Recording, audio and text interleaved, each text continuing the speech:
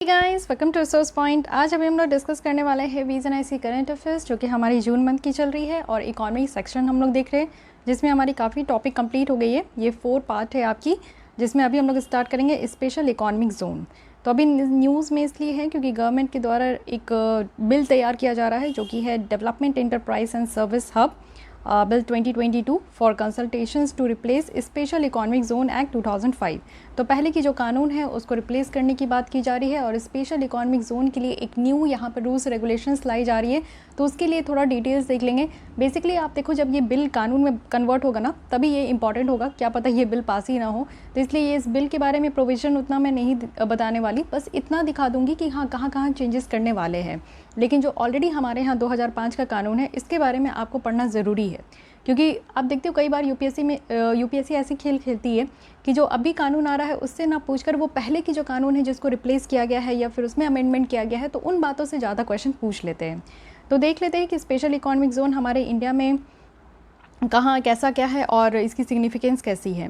तो special economic zone, जैसे कि नाम से ही आपको पता चलना चाहिए कि इकोनॉमिक एक्टिविटी के पर्पस से एक ऐसा जोन बनाया जा रहा है जो कि स्पेशली वो इकोनॉमिक एक्टिविटीज़ पे ही फोकस करेगा, किसी और चीज़ पे नहीं। ठीक है, तो स्पेशल इकोनॉमिक जोन स्पेसिफिकली आप देखो कि ये ड्यूटी फ्री इनक्लेव है, यहाँ पे कोई भी ड्यूटी नहीं लगेगी और ये हमारे फॉरेन टेरिटरी में ही होगा for the purpose of trade operation and tariff and यहाँ पे ड्यूटीज़। ठीक है, इंडिया में आप देखो कि जो एक्सपोर्ट प्रोसेसिंग जोन मॉडल है इसकी इफ़ेक्टिवनेस हम लोग देखते हैं बहुत ही पहले से, और एशिया का जो फर्स्ट एक्सपोर्ट प्रोसेसिंग जोन है वो कांडला में बना था, वो भी 1965 में। फाइन, फिर 2000 में क्या हुआ कि इसको चेंज करके एक special economic zone policy announce किया गया और ये कहा गया कि हमारे इकोनॉमिक ग्रोथ के लिए एक ऐसा जोन हम लोग बनाएंगे जो कि इकोनॉमिक एक्टिविटीज़ के लिए होगी।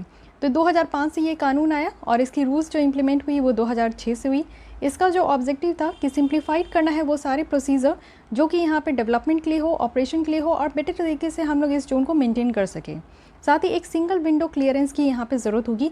इट मीन्स कि यहाँ पे प्रोडक्ट जो इकोनॉमिक एक्टिविटीज़ में जितने भी प्रोडक्ट यहाँ पे मैन्युफैक्चर हो रहे हैं उनकी यहाँ पे क्लियरेंस करने के लिए एक सिंगल विंडो होगा और साथ ही सिंप्लीफाइड कंप्लाइंसेस होंगे, यानी कि बहुत ही इजी तरीके से आप सारे जो भी प्रोसीजर है उसको कंप्लाइज करने के लिए यहाँ पे टर्म्स एंड कंडीशन होंगे। तो इस तरीके के ऑब्जेक्टिव्स पे इसको लाया गया। परफॉर्मेंस कैसा है अब तक में, तो अगर हम लोग अपने देश में देखें कि कितने यहाँ पे स्पेशल इकोनॉमिक जोन है तो जनवरी 2022 तक बताया जा रहा है कि इंडिया में 268 ऑपरेशनल ऐसी जोन है जो कि 357 नोटिफाइड है, यानी कि 357 ऐसा है लेकिन उसमें से अभी जो काम कर रहा है वर्किंग है वो 268 है और 425 फॉर्मल अप्रूवल है, यानी कि 425 को पूरी तरीके से अप्रूवल मिल चुका है। अगर प्रॉमिसिंग इकोनॉमिक इंडिकेटर्स देखें तो सबसे पहले यहाँ पे मैन्युफैक्चरिंग होती है। मैन्युफैक्चरिंग होने के बाद जो भी प्रोडक्ट है उसको डायरेक्टली यहाँ पे एक्सपोर्ट किया जाता है, तो एक्सपोर्ट यहाँ से काफ़ी हद तक इंक्रीज़ हुआ है और साथ ही अगर हम लोग देखें तो टोटल इन्वेस्टमेंट भी यहाँ पे काफ़ी इंक्रीज़ हुआ है। और अंडर परफॉर्म्ड अगर हम लोग देखें चाइना के कंपैरिजन में तो हमारा जो एक्सपोर्ट है वो बहुत ही कम है अगर हम लोग चाइना से यहाँ पे कंपेयर कर रहे हैं तो, बट हमारे देश के लिए हमारी जितनी होनी चाहिए कैपेसिटी के अकॉर्डिंग वो भी कम है लेकिन फिर भी अच्छा है। अगर कॉम्पिटिटिव एडवांटेजेस देखें इस जोन का तो यहाँ पे आप देख सकते हो कि बहुत सारी बिजनेसेस हैं जो कि यहाँ पे आपका स्पेशल इकोनॉमिक जोन में ही है और बिज़नेस भी शिफ्ट हो रही है जैसे कि आसियान कंट्रीज़ हैं, क्योंकि बेटर इंसेंटिव्स वगैरह भी इस कंट्रीज़ के द्वारा यहाँ पे दी जाती है और बहुत सारे डोमेस्टिक चैलेंजेस है जिसकी वजह से भी आप देख सकते हो कि थोड़ा बहुत जो स्पेशल इकोनॉमिक जोन की जो यहाँ पे पॉलिसी है उससे कहीं ना कहीं दूर ही भाग रहा है, कुछ ज़्यादा यहाँ पे अट्रैक्टिव तरीके से नहीं यहाँ पे काम हो रहा है। चैलेंजेस देखिए, चैलेंजेस तो फेस हो रहा है।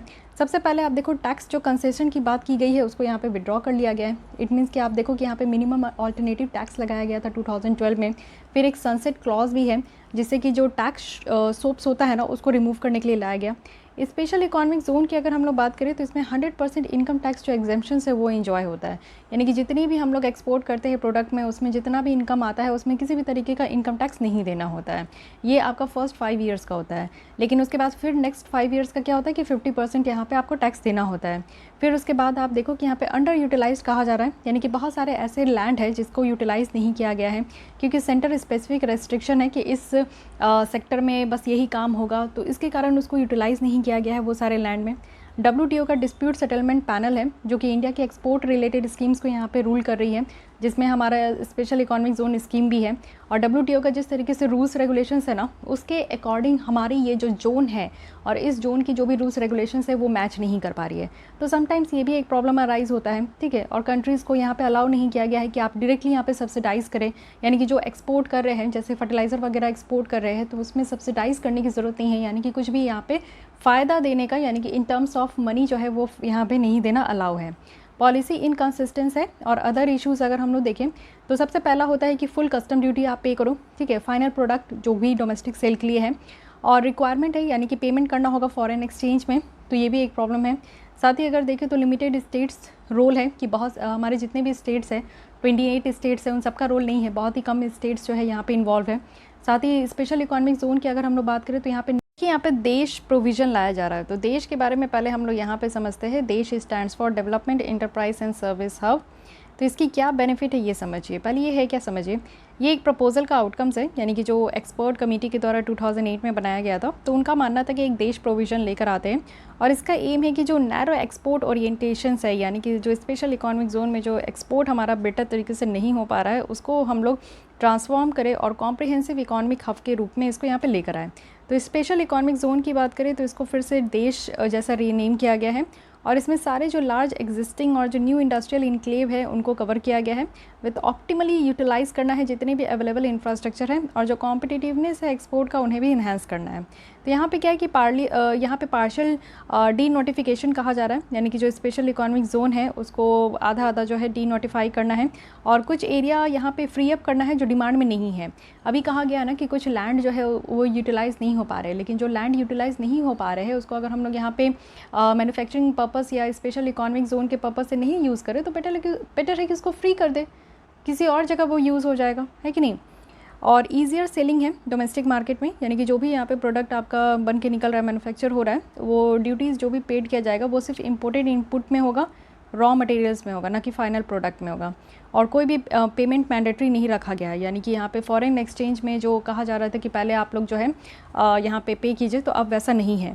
साथ ही सिंगल यहाँ पे विंडो पोर्टल है, जो कि विदिन 6 मंथ जो है यहाँ पे जब भी ये कानून आएगा तो उस कानून के ही अनाउंसमेंट होने के साथ ही ये आपका 6 मंथ्स के विदिन ही आ जाएगा। साथ ही जो नीड था कि नेट फॉरेस्ट एक्सचेंज पॉजिटिव होना चाहिए कम्युनिटी 5 ईयर्स में, तो ये भी जो एक टर्म था उसको हटा दिया गया।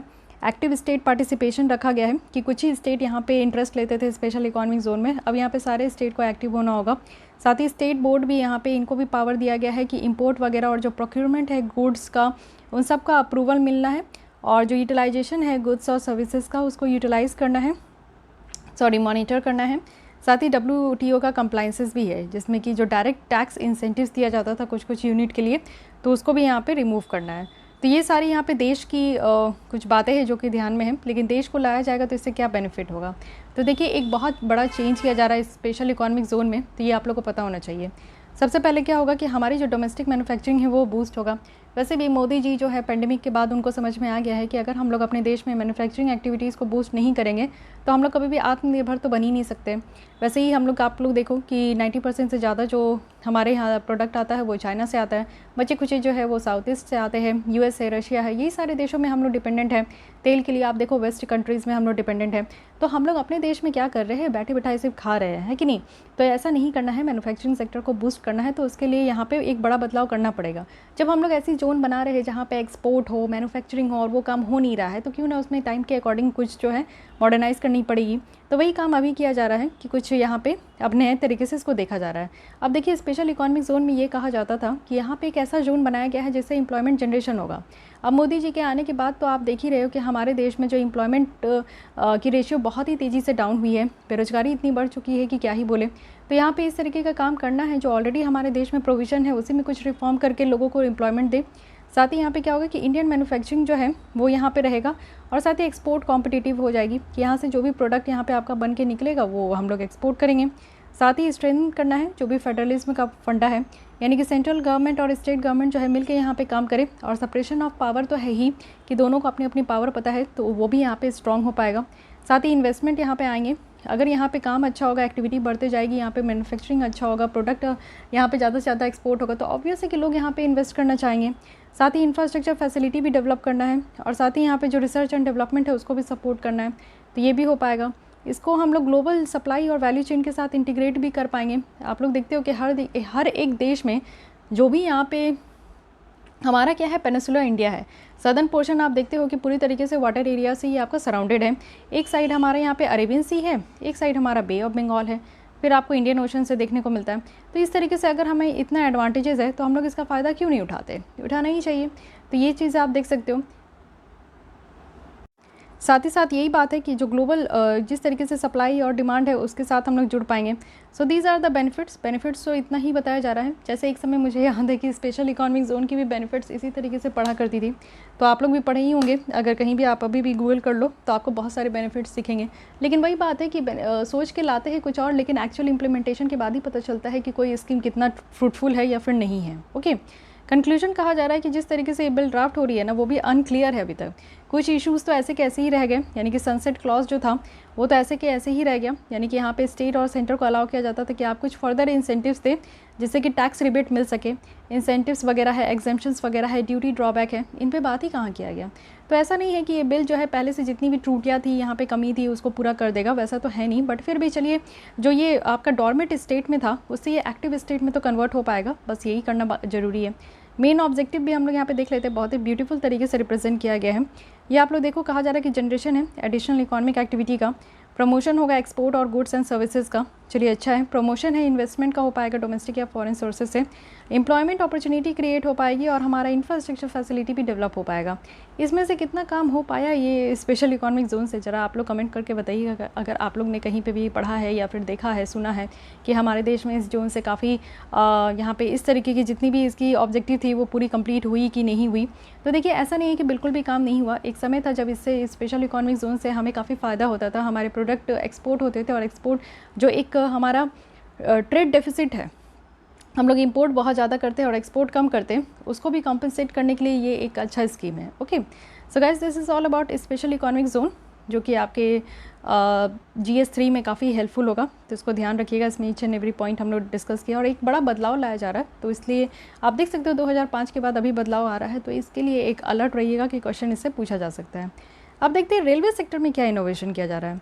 देखिए, इंडियन रेलवे है जिसमें कि अभी लॉन्च किया है इंडियन रेलवे इनोवेशन पॉलिसी। चलिए अच्छा है, इनोवेशन के लिए फ़ंड किया जाएगा। इसमें देख लेते हैं हमारे यहाँ पे इंडियन रेलवे का क्या हाल चाल है। तो इस पॉलिसी के तहत क्या है कि इंडियन रेलवे जो है वो स्टार्टअप में इन्वेस्ट करेंगे, जिससे कि हेड स्टार्ट यहाँ पे मिलेगा, और जो इनोवेशन है उसको डायरेक्टली यहाँ पे उनसे प्रोक्योर करेंगे। ठीक है, और आप देखो ऑब्जेक्टिव क्या है, ऑब्जेक्टिव यही है कि कॉस्ट इफेक्टिव इम्प्लीमेंटेशन करना है, और यहाँ पे जो स्केलेबल सॉल्यूशन है उसको लेकर आना है। फंक्शनल प्रोटोटाइप्स है, इनोवेशन प्रोडक्ट होगा, जिससे कि हम जितने भी यहाँ पे इंडियन रेलवे में जो भी सर्विस है वो क्वालिटी होगी, रेलेबिलिटी होगी, मेंटेबिलिटी होगी, ये सारी चीज़ों पे ध्यान दिया जाएगा। साथ ही हमारे इंडियन रेलवे जो है वही पुरानी स्कीम्स पे चलते आ रही है, तो अभी कुछ टेक्नोलॉजी इनोवेशन किया जाएगा। ठीक है, सेफ्टी वगैरह की बात की जा रही है, एफिशिएंट ज़्यादा से ज़्यादा होगा और सेफ्टी पे भी ध्यान दिया जाएगा। एनुअल बजट अगर इस पॉलिसी का देखें तो ये 40-50 करोड़ तक के अराउंड है, और एडिशनल फ़ंड भी यहाँ पे दिया जाएगा। अच्छी बात है, फ़ंड की सबसे ज़्यादा ज़रूरत है। वैसे भी हमारे देश में सबसे ज़्यादा फ़ंड भी आप देखते हो कि इंडियन रेलवे से ही आता है, क्योंकि हमारे देश में जिस भी लोग हैं, जैसे भी लोग हैं, सबसे ज़्यादा प्रेफर करते हैं इंडियन रेलवे को ही, है कि नहीं। इंटेलेक्चुअल प्रॉपर्टी राइट भी यहाँ पे डेवलप होगा, जो कि इनोवेटर्स के लिए ही है सिर्फ अभी भी। अब क्या है कि आप देखो, ये समझने की कोशिश करो कि आज के डेट में हम लोग क्यों पढ़ रहे हैं, क्यों इनोवेशन की ज़रूरत है। तो सबसे ज़्यादा आप देखो over stressed infrastructure, more than 60% जो रूट है ना, वो आप देखो कि बिंग मोर देन 100% यूटिलाइज्ड है। लास्ट 60-70 साल में देखें, जहाँ पे फ्रेट लोडिंग और पैसेंजर किलोमीटर्स जो है वो यहाँ पे 1000 किलोमीटर्स तक बढ़ चुका है, तो रूट की जो किलोमीटर है ना वो भी यहाँ पे 25% तक बढ़ चुकी है। लैक ऑफ कस्टमर फोकस है। सबसे पहले आप देखो, आप ट्रेन में सफ़र करते हो तो आपको सबसे ज़्यादा परेशानी किस चीज़ से होती है। अगर आप लोग थर्ड AC सेकंड AC में भी हो ना, तो आपको साफ़ सफाई की कहीं ना कहीं प्रॉब्लम देखने को मिलेगा। अब बात अलग है कि दुरंतो, राजधानी, ये सब की बात मैं नहीं कर रही हूँ, तेजस उजस की बात। लेकिन हाँ, अगर आप लोकल किसी भी ट्रेन से अगर आप ट्रैवल कर रहे हो तो साफ़ सफाई तो होती ही नहीं है, पंक्चुअलिटी तो है ही नहीं, हमेशा लेट ही आएगी ट्रेन। सेफ्टी की तो बात ही मत करो, अगर स्लीपर में, जनरल में आप चल रहे हो तो आपके सामान की रक्षा आप खुद ही करें। क्वालिटी ऑफ टर्मिनल्स की अगर हम लोग बात करें, या फिर कितने टर्मिनल से कहाँ कहाँ हॉल्ट होता है, कैपेसिटी ऑफ ट्रेन की बात करें, क्वालिटी ऑफ फूड। आज की डेट में तो आप देखो राजधानी की फूड में या दुरंतो के भी फूड में काफ़ी ज़्यादा कंप्लेन निकल कर आ रहे हैं। Security of passengers, ease of booking ticket की तो इतनी मारामारी है कि मत ही पूछो, तत्काल में हो इस तरीके से टिकट लेना पड़ता है जैसे कौन सा जंग जीत रहे हैं। तो ये सब कुछ मेजर इश्यूज़ है जो कि आज के डेट में हमें फोकस करना ज़रूरी है। लो रेवेन्यू जनरेशन है। सबसे पहले क्या होता था कि जब ट्रेन थी तो ऐसा लगता था कि सारा फंड ट्रेन से ही आ रहा है, बट आज के भी डेट में आप देखो ट्रेन से तो आ ही रहा है, लेकिन पता नहीं रेवेन्यू जनरेशन कम क्यों कह रहे हैं।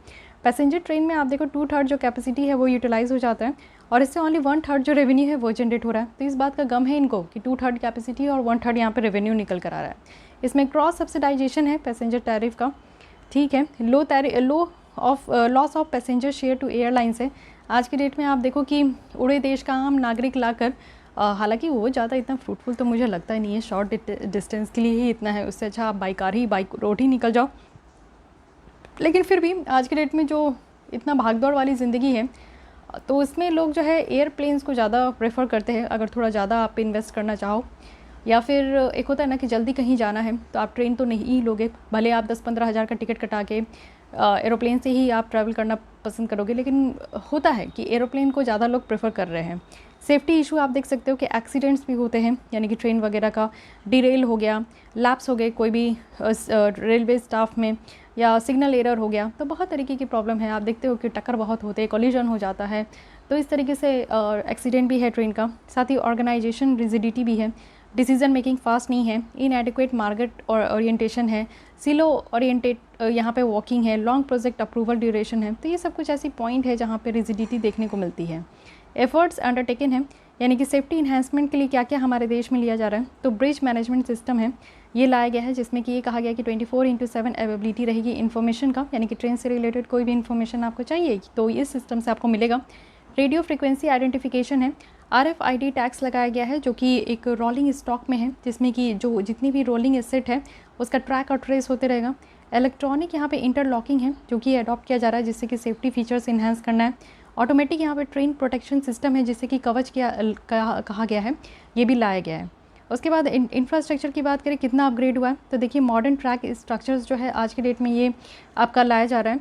साथ ही कैपेसिटी ऑगमेंटेशन है, यानी कि जो डेडिकेटेड फ्रेट कॉरिडोर का कॉन्सेप्ट लाया गया है कि पूरे नॉर्थ से साउथ, ईस्ट से वेस्ट तक पूरा जोड़ना है डेडिकेटेड फ्रेट कॉरिडोर, यानी कि ऐसा कॉरिडोर होगा जिसमें कि सिर्फ मालगाड़ियाँ ही दौड़ेगी। तो ये भी एक अच्छा यहाँ पे एक लाया जा रहा है। माइक्रो प्रोसेसर बेस्ड यहाँ पे ट्रेन कंट्रोल होगा और मैनेजमेंट सिस्टम होगा। इमरजेंसी टॉकबैक सिस्टम है, यानी कि इमरजेंसी में भी यहाँ पे आप किसी से बात कर सको ट्रेन में रहो तो ये भी आपका लाया जा रहा है। एक पैनिक बटन जैसे कि आज की डेट में मोबाइल फ़ोन में है, तो वैसे ट्रेन में भी ये फैसिलिटी दी जा रही है। पैसेंजर एक्सपीरियंस इंप्रूवमेंट अगर हम लोग देखें तो यहाँ पे मेक इन इंडिया का इंट्रोडक्शन कहा जा रहा है कि मेक इन इंडिया जो लाया गया है, जिसमें कि semi high speed Vande Bharat express train लाई जा रही है। तो सेमी हाई स्पीड है, यानी कि जितनी भी आम ट्रेनें जो जिस स्पीड में चलती है उससे फास्ट ही चलेगी। फोकस किया जा रहा है कि सबसे पहले तो भैया ट्रेन और स्टेशन को थोड़ा साफ़ सफाई करके रखो और जो बायो टॉयलेट से इसका इंस्टॉलेशन करो, जो कि हमारी रेलवे ट्रैक्स भी सही रहेगी और हमारी जो भी ट्रेन में जो वॉशरूम है वो भी थोड़ा सा साफ़ सुथरा रहेगा। सेफ्टी इन्फॉर्मेशन की बात की जा रही है कि एक मैनेजमेंट सिस्टम लाना है, जिससे कि जो भी इन्फॉर्मेशंस, अगर मान लीजिए ट्रेन कहीं एक्सीडेंट हो गया तो क्विक इन्फॉर्मेशन यहाँ पे ट्रांसफ़र होना चाहिए, तो उसके लिए ये सिस्टम लाया गया है। ऑर्गेनाइजेशनल कैपेसिटी इन्हांसमेंट की बात करें तो नेशनल मोनेटाइजेशन पाइपलाइन है, जो कि इसमें एसेट मोनेटाइजेशन की प्लान की जा रही है, जो भी इंडियन रेलवे के लिए है। साथ ही रीस्ट्रक्चरिंग किया जाएगा जो रेलवे बोर्ड है, इसके ऊपर बात हुआ है। What can be done to create a larger innovation ecosystem in railway, तो ये ज़्यादा से ज़्यादा इनोवेशन हम लोग क्या कर सकते हैं। तो सबसे पहले आप देखो कि बेटा प्राइवेट सेक्टर पार्टिसिपेशन को इंक्लूड करो, क्योंकि आप देखते हो कि और भी देश में आप देखो कि ट्रेन कितनी फास्ट चलती है और हमारे यहाँ ट्रेन इतनी स्लो चलती है कि ना ही पूछो, दौड़ के लोग आगे निकल जाए। तो ये भी एक प्रॉब्लम है। तो प्राइवेट सेक्टर पार्टिसिपेशन करना है, जिससे क्या हो पाएगा ना कि हमारे स्टेशंस जो है, जो बहुत ही बेकार दिखता है, इतने लो ग्रेड का हर एक जगह आपको जंक्शंस देखने को मिलेगा, तो उसको थोड़ा रीडेवलपमेंट कर पाएगा, पैसेंजर मूवमेंट फास्ट हो पाएगा। PPP मोड रहेगा, तो इसमें आप देखो कि जो प्राइवेट सेक्टर होते हैं वो पंक्चुअलिटी के साथ साथ पैसा लेकर आते हैं, तो जहाँ पैसा लगेगा वो पंक्चुअलिटी होगी और वहाँ पे आपको चीज़ें अच्छी मिलेगी। और यहाँ पे जो ऑर्गेनाइजेशनल रिजिडिटी है वो यहाँ पे ईज़ हो पाएगा। साथ ही इंटीग्रेशन है, यानी कि मल्टी मॉडल जो कनेक्टिविटी है उसके साथ जोड़ो भैया, जिससे क्या हो पाएगा कि यहाँ पे जो लॉजिस्टिक कॉस्ट है वो कट डाउन हो रहा है, तो वो थोड़ा सा इसमें ध्यान दिया जाएगा। और फिर इनवाइजनिंग करना है, यानी कि सस्टेनेबल जो मोबिलिटी और ग्रोथ है उसके साथ यहाँ पे जुड़ेगा। डिजिटलाइजेशंस और जो ऑटोमेटाइजेशन है, इससे क्या होगा कि रेलवे की एफिशिएंसी बढ़ेगी। रेलवे की एफिशिएंसी बढ़ेगी तो जो इन्वायरमेंट पे इम्पैक्ट हो रहा है वो कम हो पाएगा, और एनर्जी एफिशिएंसी जो अचीव करनी है हमें वो भी हम लोग कर पाएंगे। तो ये सारी बात है। तो चलिए, इनोवेशन के लिए तो इतने पॉइंट्स काउंट करा दिए गए, लेकिन क्या ये प्रैक्टिकली ये आपका जो है फिजिबल है कि इस चीज़ को हम लोग यहाँ पे इम्प्लीमेंट कर पाए? तो देखिए, बैरियर है इनोवेशन की, तो हम लोग अच्छे अच्छे पॉइंट्स पढ़ लिए, लेकिन इसके लिए बैरियर भी देख लीजिए। सबसे पहले कल्चर इन रेलवे की बात की जा रही है कि यहाँ पे इनोवेशन का ये रेसिडेंट भी है। डेटा इज़ फ्रेगमेंटेड, कहीं तो अच्छे तरीके से डेटा है भी नहीं हमारे इंडियन रेलवे के बारे में, जिसको हम लोग कलेक्ट करके ये समझ पाए कि हमारी कितनी ट्रेन है, कितना स्लो चल रहा है, कितना यहाँ पे पैसेंजर को परेशानी है। ये इकट्ठे डेटा है नहीं हमारे पास। साथ ही रेलवे फाइनेंस की अगर हम लोग बात करें तो 98% से ज़्यादा जो ऑपरेटिंग रेशियो है यहाँ पे। साथ ही अगर हम लोग देखें तो प्रोक्योरमेंट फ्रेमवर्क जो है वो यहाँ पे एंटरप्रेन्योर्स के लिए यहाँ पे अनफिट है। यानी कि जैसे एंटरप्रेन्योर्स इनोवेशन करने की बात कर रहे हैं, तो स्टार्टअप्स यहाँ पे स्टार्ट करने की बात कर रहे हैं, तो ऑब्वियसली एंटरप्रेन्योर्स जो आएंगे उनके लिए अनफिट है जिस तरीके का फ्रेमवर्क अभी तक बनाया गया है। तो इसलिए यहाँ पे इनोवेशन ज़्यादातर होगा नहीं, रिजिडिटी है, तो उस पर भी ध्यान देना है। इंडियन रेलवे के अगर हम लोग कुछ बेसिक फैक्ट्स एंड फिगर्स देखें तो 4th largest Indian railway track network है पूरे वर्ल्ड में, हम अगर साइज़ के हिसाब से आप देखोगे तो। साथ ही रेलवे बोर्ड के द्वारा हेड किया जाता है, जिसके चेयरमैन जो है वो डायरेक्टली मिनिस्ट्री ऑफ रेलवे को रिपोर्ट करते हैं। और साथ ही साथ आप देखो, मोर देन 13,000 यहाँ पे पैसेंजर ट्रेन ऑपरेट है, और 9,000 फ्रेट ट्रेन जो है हर एक दिन चलती है। साथ ही अगर हम लोग देखें तो यहाँ पे टू अकाउंट फॉर 40% जो टोटल ग्लोबल शेयर है रेल एक्टिविटीज़ का, वो यहाँ पे 2050 तक देखने को मिलेगा। साथ ही इंडियन रेलवे की बात करें तो ये डिवाइडेड है 17 जोन में, ठीक है। और साथ ही साथ इसको जनरल मैनेजर के द्वारा हेड किया गया है। और उसके अलावा अगर हम लोग देखें तो ये 3 गॉज में इसको ऑपरेट किया जाता है। बोर्ड गॉज है, मीटर गॉज है, नैरो गॉज है।